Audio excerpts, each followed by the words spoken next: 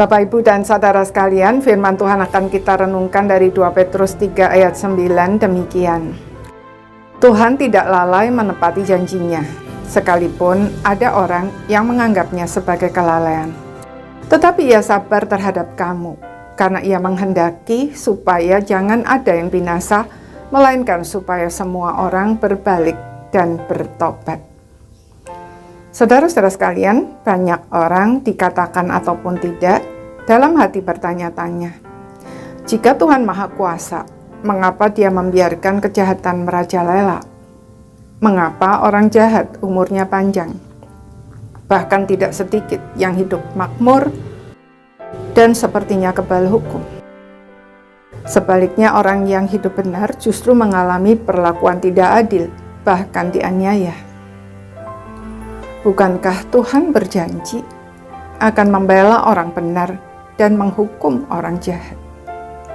Apakah Tuhan lupa? Saudara, Tuhan jelas tidak pernah lupa. Tidak ada kata-kata lupa dalam kamusnya Tuhan. Jika Dia nampak tidak berbuat apa-apa, bukan berarti lupa, melainkan Dia sabar menunggu kita semua bertobat, sebab Dia tidak menghendaki ada seorang pun yang binasa. Adalah sangat berbahaya jika kita meneruskan berbuat dosa karena menganggap diamnya Tuhan itu adalah suatu kelalaian.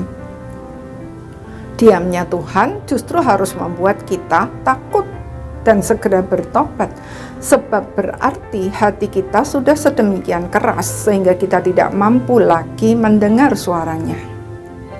Sebenarnya Tuhan itu tidak pernah diam. Firman-Nya sudah diberikan dengan lengkap dan bisa dibaca setiap saat.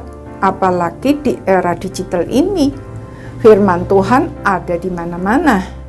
Tinggal klik saja, kita sudah bisa mendengar atau membacanya.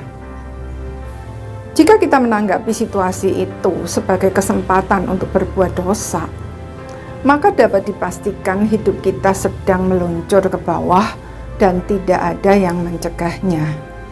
Semakin tinggi posisi kita, justru semakin berbahaya, sebab cepat atau lambat kita akan sampai ke dasar dan sudah pasti akan hancur.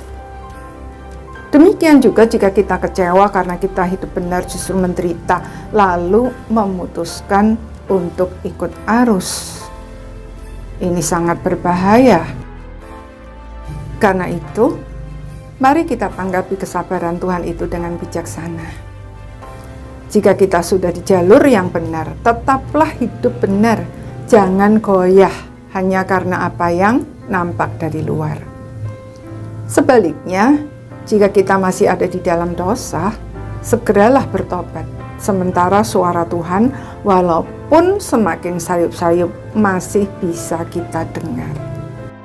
Maka kita akan menyelamatkan diri kita sendiri dan orang-orang yang kita kasih dari kehancuran yang fatal.